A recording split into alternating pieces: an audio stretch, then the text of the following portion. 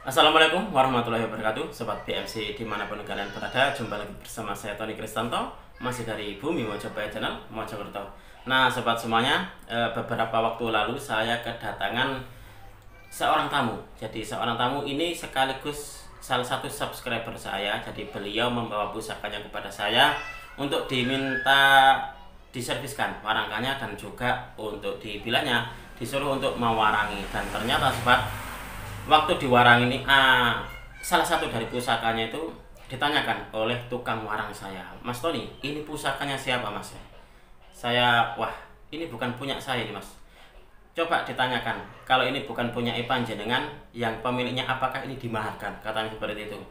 Oke, karena apa? Karena ini memang bukan milik saya. Akhirnya sang pemilik dari keris tersebut saya tanya, apakah kerisnya yang itu dimaharkan? Kata beliau, "Oh maaf, maaf, Mas Tony, itu tidak dimakan." Dan ternyata sobat, memang keris tersebut adalah bisa dikatakan luar biasa. Saya melihatnya keris ini adalah keris yang sangat-sangat istimewa sekali. Dan di sini nanti sobat, kita akan mereviewnya bersama dengan sekaligus di keris-keris yang lainnya. Karena apa? Karena kapan hari beliau itu juga membawa tidak cuma satu tapi beberapa keris pusaka, dan beberapa diantaranya ini adalah pusaka turun temurun. Nah, seperti apakah wujud dari pusaka-pusakanya? Langsung saja kita akan mereviewnya bersama-sama.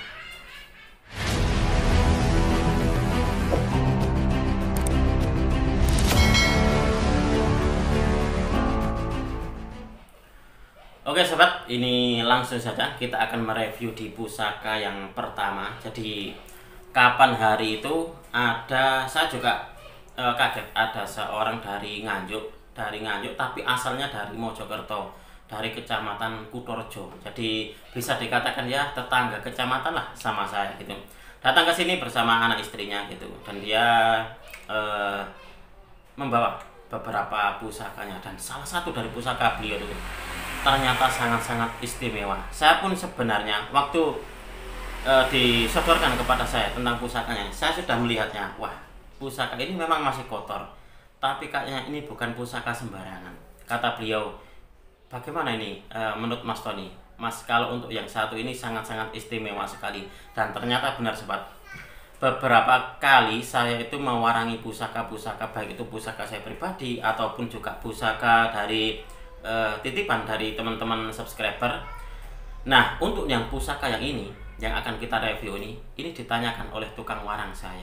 Saya gini, "Wah, kok tumben banget ya Mas ini kok menanyakan pusaka ini. Mas Tony, ini pusakanya kalau dimaharkan mau saya mahari Mas. Apakah ini punya pusakanya panjenengan?" Waduh, ini bukan punya saya ini Mas. Ini miliknya salah satu subscriber saya. Kalau gitu silakan ditanyakan kepada pemilik pusaka ini. Kalau dimaharkan, ini saya mahari sekarang. Karena gitu, wah, duh. Coba saya mau lihat wujud dari pusakanya, Mas. Difotokan oleh beliau, tukang saya. Ternyata betul-betul luar biasa sekali. Jadi bisa dikatakan pamornya itu, kalau nggak salah saya hitung berapa ya? 1, 2, 3, 4. Kalau nggak salah ada 5. Ada 5 pamor di satu keris ini, sobat. Nanti akan kita lihat bersama-sama. Lalu saya tanyakan kepada yang pemiliknya, "Mas, apakah pusaka panjenengan yang ini dimaharkan?" Gitu. "Oh tidak Mas Tony, saya tidak memaharkan pusaka. Jadi memang saya memahari pusaka untuk saya jadikan sebagai koleksi. Saya jadikan sebagai, bisa dikatakan saya ingin mengambil berkah dari doa-doa para empu." Seperti itu. "Oh ya gitu, kalau memang tidak dimaharkan, saya tak bilang ke tukang warang saya." Karena apa? Karena beliau itu berminat sekali Mas. "Oh gitu ya. Kenapa? Memang bagus ya pusakanya," kata gitu. Ya saya katakan, "Ya bagus sekali Mas, ini pusakanya memang sangat-sangat luar biasa sekali ini." Saya itu memang memiliki ya, mungkin beberapa pusaka, mungkin ada yang pamornya itu 2 atau 3 atau seperti itu. Kalau nggak salah juga pernah mungkin punya 4. Satu bilah itu 4 pamor. Tapi di sini sobat, ternyata di keris ini dia memiliki 5 pamor yang ada di bilahnya. Ini sangat-sangat luar biasa sekali ini. Ini adalah penampakan dari warangkanya dulu. Kalau kita melihat itu sobat, kita melihat dari warangkanya. Nah, waktu itu saya sebelum membuka dari kerisnya, saya lihat warangkanya. Saya lihat warangkanya dulu, Lalu saya lihat dari wuwungan gonjonya ini sobat. Nah, wuwungan gonjonya ini, saya lihat itu, saya sudah bisa menebak, wah ini kerisnya kayaknya bagus ini. Mas, ini kayaknya kerisnya bagus ini mas. Karena gitu. Mas Tony tahu dari mana? Saya tahunya dari warangkanya dulu. Dari warangkanya ini kayaknya ini kalau memang ini warangka gawan gitu, berarti ini otomatis pusaka di dalamnya ini juga bagus. Saya gitu. Terus saya juga melihat di hubungannya ini kok pamornya pamor seperti ini. Wah, ini memang benar ini pusaka bagus. Coba kita akan melihatnya ini sobat. Kira-kira keris dengan dapur apa sih? Kok saya bilangnya istimewa dan tukang warang saya itu kok sampai kesemsem gitu loh. Kita akan melihatnya bersama.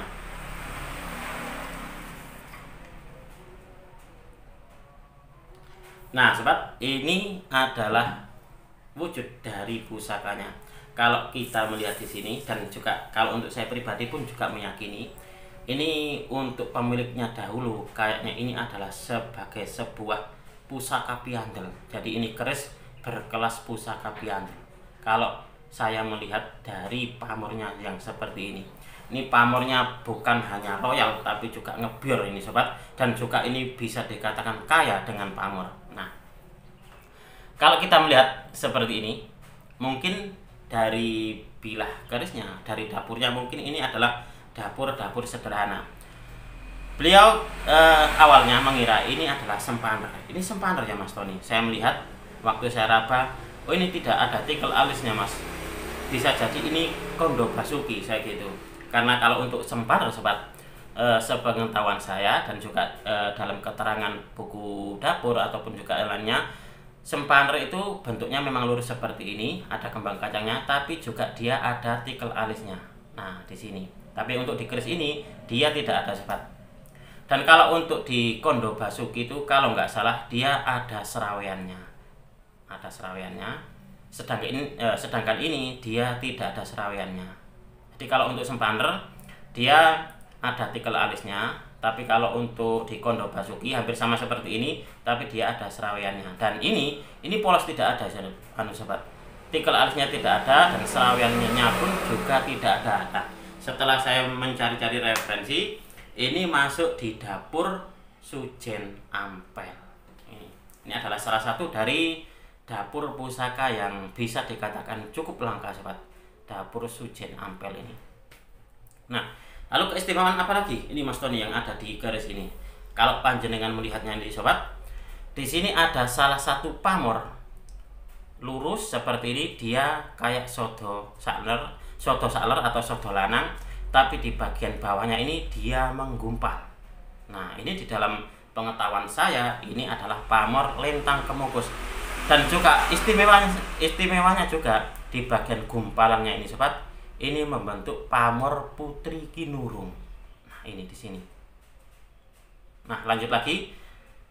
Setelah ada sodo saler atau lintang kemukus di sini, lalu di bagian pinggirnya ini ada pamor lain sobat, seperti kayak pamor adek tapi ada lekukannya. Jadi di garis tertentu, nah di sini ada lekuk, garis tertentu ada lekuk seperti ini. Kalau di dalam pengetahuan Tosan Aji saya ini masuk di pamor rambut darada. Nah, rambut darada nanti akan kita lihat di buku. Kita akan melihat di buku pamor, buku dapur dan juga buku ensiklopedi keris. Kita akan mereviewnya satu persatu dari mulai dapurnya dan juga di pamornya sobat. Nah, lalu pamor apa lagi Mas Tony? Ini tadi sudah ada 3, jadi lintang kemukus, rambut darada, putri kinurung, dan di sini sobat di bagian gandek. Nah, di bagian gandeknya pusaka ini ada salah satu pamor, dia bentuknya bulat. Nah, bentuknya bulat.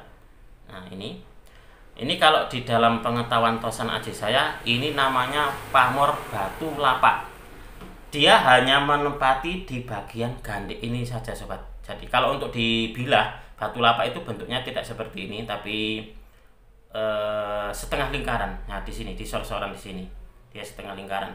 Tapi kalau untuk pamor bulat yang menempati gandek, nah seperti ini di dalam pengetahuan Tosan Aji saya ini namanya pamor batu lapak.